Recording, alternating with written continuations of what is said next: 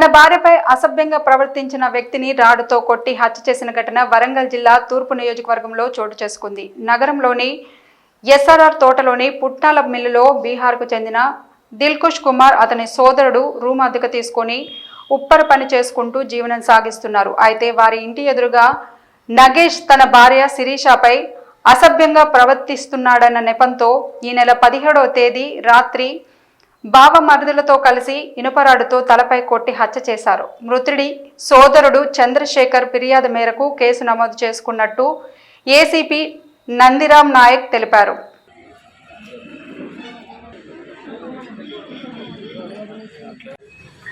బీహార్ రాష్ట్రానికి చెందినటువంటి కొంతమంది యువకులు వరంగల్లోని ఎస్ఆర్ఆర్ తోట ఏరియాలో సుతారి పని చేసుకుంటూ కొన్ని సంవత్సరాల నుంచి జీవిస్తూ ఉన్నారు. అందులో దూలార్ చంద్రకుమార్, అదేవిధంగా దిల్కుష్ కుమార్, పవన్, వీళ్ళు ముగ్గురు కూడా పుట్నాల మిల్లు సమీపంలోని ఒక రేకుల షెడ్డులో గత కొంతకాలం నుంచి ఉంటున్నారు.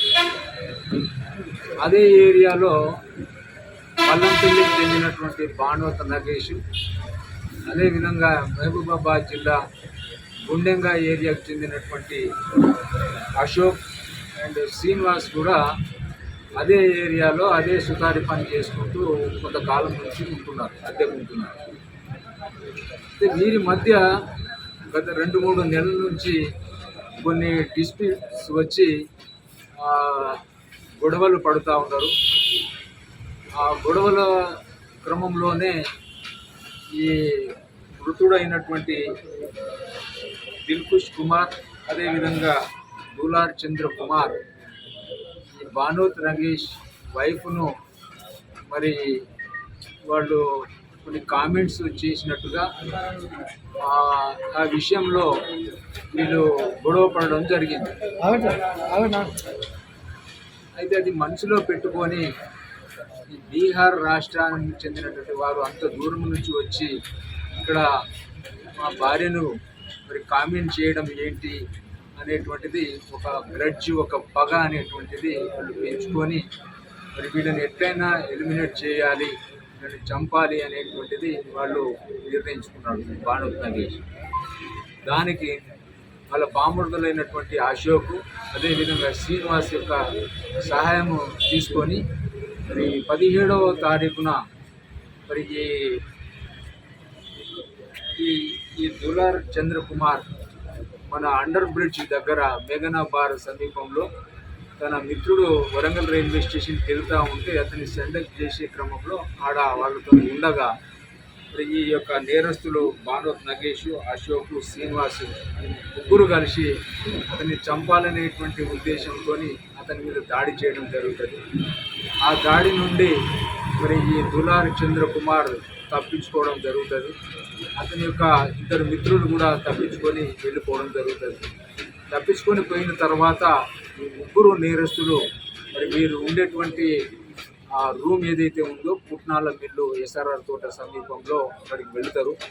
అక్కడ ఈ తప్పించుకున్నటువంటి దులార్ చంద్రకుమార్ యొక్క తమ్ముడు దిల్కుష్ కుమార్ ఆ రూమ్లో ఒంటరిగా ఉండడం చూసి మరి ఈ ముగ్గురు నేరస్తులు మరి భానోత్ నగేష్, అశోక్, అదేవిధంగా శ్రీనివాస్ ముగ్గురు కలిసి అక్కడ వెళ్ళి ఆ రూమ్లో ఉన్నటువంటి దిల్కుష్ కుమార్ మీద దాడి చేసి రాడ్డుతోని బలంగా తలపై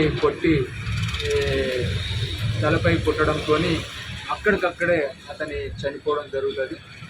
దాని తర్వాత మాకు సమాచారం వస్తుంది. సమాచారం వెళ్ళిన తర్వాత అక్కడ వెళ్ళి అన్నీ పరిశీలించిన తర్వాత కేసు నమోదు చేసి ఆ సిఏ గారి ఆధ్వర్యంలో ఇన్వెస్టిగేట్ చేయడం స్టార్ట్ చేస్తాము. దాని తర్వాత అన్ని యాంగిళ్లలో మరి ఇన్వెస్టిగేషన్ చేసి ఈరోజు మరి ఆ ముగ్గురు నేరస్తులను మా సిఐ గారు ఆధ్వర్యంలో ముగ్గురు నేరస్తులను అరెస్ట్ చేయడం జరిగింది. వారి దగ్గర నుంచి మరి అతన్ని చంపడానికి యూజ్ చేసినటువంటి రాడ్డు, అదేవిధంగా వాళ్ళు వాడినటువంటి బైక్ను సీజ్ చేసి వాళ్ళని అరెస్ట్ చేసి పోలీస్ స్టేషన్ తీసుకురావడం జరిగింది. వారిని ఈరోజు ముగ్గురిని కూడా రిమాండ్ పంపడం జరుగుతూ ఉంది. అదేవిధంగా వారిపైన రౌడీ షీట్ కూడా ఓపెన్ చేస్తున్నాము. వాడు చాలా నెటోరియస్ ఉన్నాడు. ఆ నగేష్ అనేటువంటి ప్రధాన ముద్దాయి ఎవరైతే ఉన్నారో A1 చాలా నటోరియస్ ఫెలో. అతని మీద సర్వేలెన్స్ అవసరం ఉంది. అతని పైన మేము రౌడీ షీట్ కూడా ఓపెన్ చేస్తున్నాం. సో ఈ కేసుని నిజంగా కూడా ఇంత షార్ట్ పీరియడ్లో పక్కా ప్రాపర్ ఇన్వెస్టిగేషన్తో ఛేదించి వాళ్ళని అరెస్ట్ చేయడంలో మరి అత్యంత ప్రతిభ చెందినటువంటి మా సిఐ వెంకటరత్నం గారికి, అదేవిధంగా SI Suresh and Srikanth and మా క్రైమ్ టీమ్, మా స్టాఫ్ అందరికీ సిపి గారి తరఫున వారికి అభినందనలు తెలియజేస్తున్నాను.